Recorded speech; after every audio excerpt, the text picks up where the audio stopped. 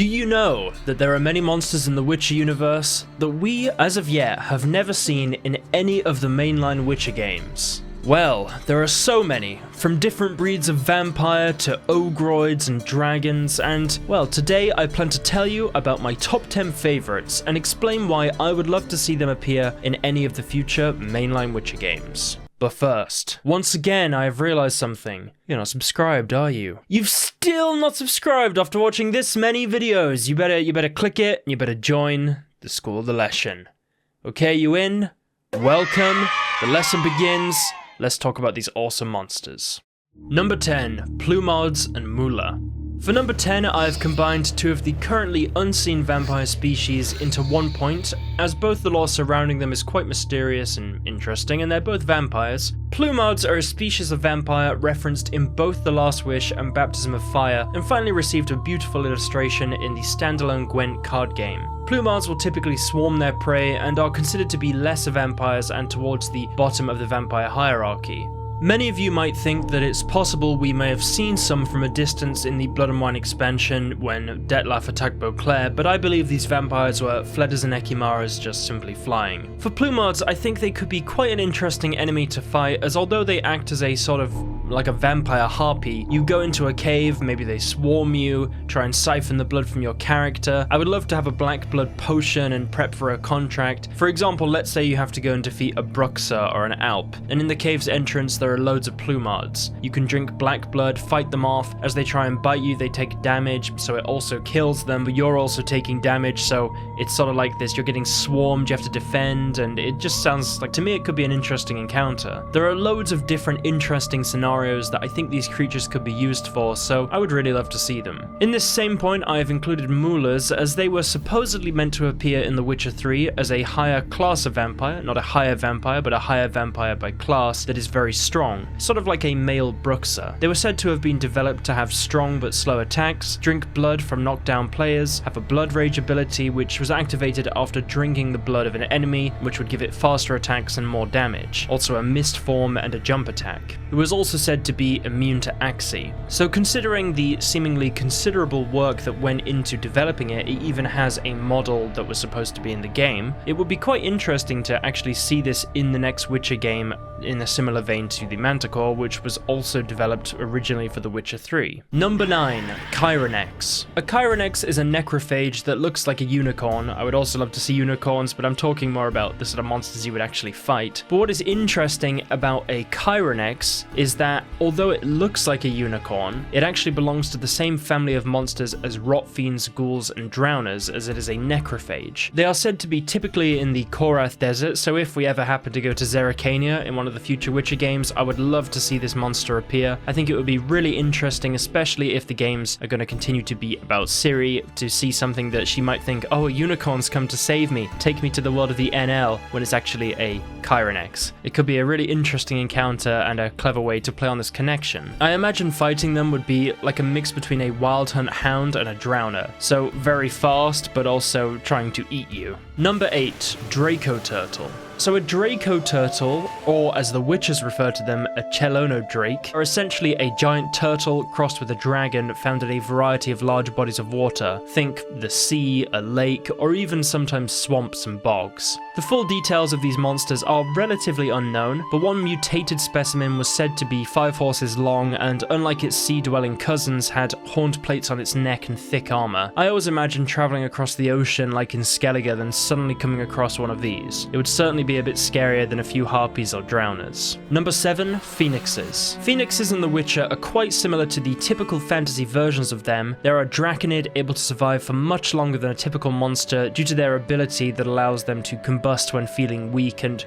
rise once again from their own ashes, completely rejuvenated. They are incredibly rare, but even a single encounter in, say, the Dragon Mountains of Kovir could be really interesting, especially considering that the lore states that they have supposedly been spotted in the Koviri Mountains. Imagine it suddenly combusting at low health and then reviving and flying away never to be seen again. I mean, if you look at this art of it, which is official art from the Gwent the Witcher card game, you can see that they are seemingly much bigger than a typical phoenix in general fantasy. They look really, really interesting, and it could be one of those rare encounters that only happens once. Number 6, Werecats and Wererats. Werecats are essentially werewolves, but, well, more cat-like. They have better night vision than the average cat, are quite agile, and are able to befriend other felines, be that house cats or any other form of big cat, and I imagine they would hate witches if they are anything like a cat. They are also hostile to any other therianthropes, such as werewolves and wererats, and as for wererats, I've included them in this point as they're some of the therianthropes we've never seen before, and they were supposed to apparently appear in The Witcher 1, but were replaced by drowners, and did actually appear in the Witcher augmented reality game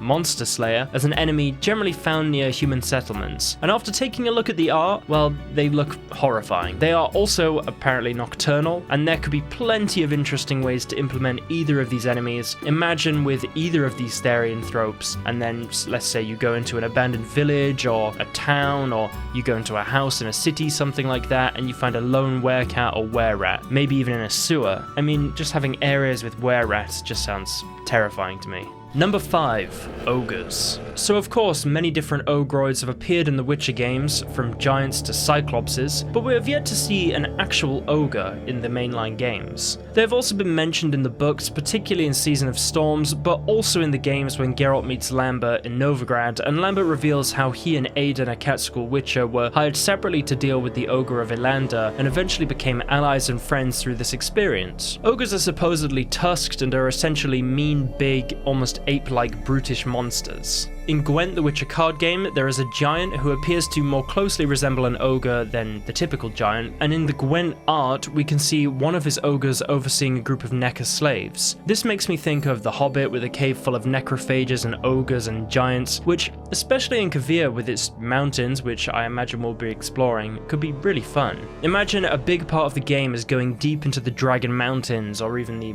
other Kaviri mountains, finding ogres and dragons, or going up the mountains and discovering hidden areas for phoenixes, etc. It could be really interesting to see these lesser known monsters, especially considering that we've had a lot of variety of monsters in the Witcher games, but there's so many we still haven't seen.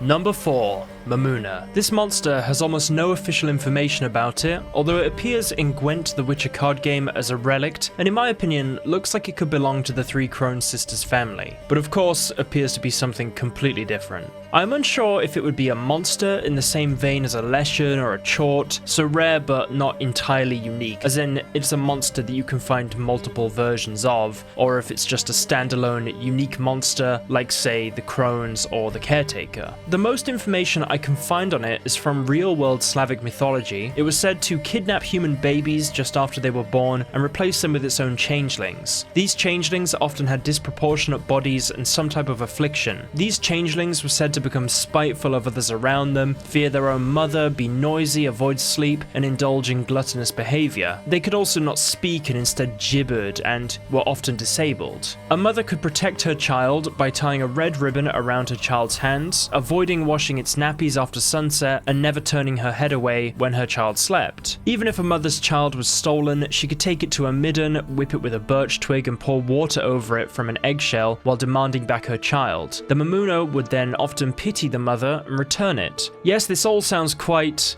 well, intense, but I could see this monster being the subject of a contract. Maybe children have started to be born with certain afflictions, and our character realizes that it's a Mamuna stealing the children and then has to go and find the children and return them, or what's left of them. This monster sounds quite unique, and there's a lot of room for exploration and creepy quests. I think it fits perfectly in the world of The Witcher, and it could bring back more of that Velen horror element, which is always fun to see. I should also add that in The Witcher 1, there is a creature called a Mamoon, but although the name appears to be similar, compared to the art we see in Gwent, these monsters appear to be completely different. Number 3, demons. Now this is a bit of a vague one, but I want to see more unique demons like the Cat and the Dog, or the Caretaker, who yes was a flesh golem, but also apparently a demon. For example, look at Heims, or Meirelons, or Ruhin, and please excuse my pronunciation. Many of these unique demons appear in Gwent the Witcher card game, and I want to see more of these sorts of demons in the future mainline games. It brings back some of that Gaunter Odin magic without directly bringing him back.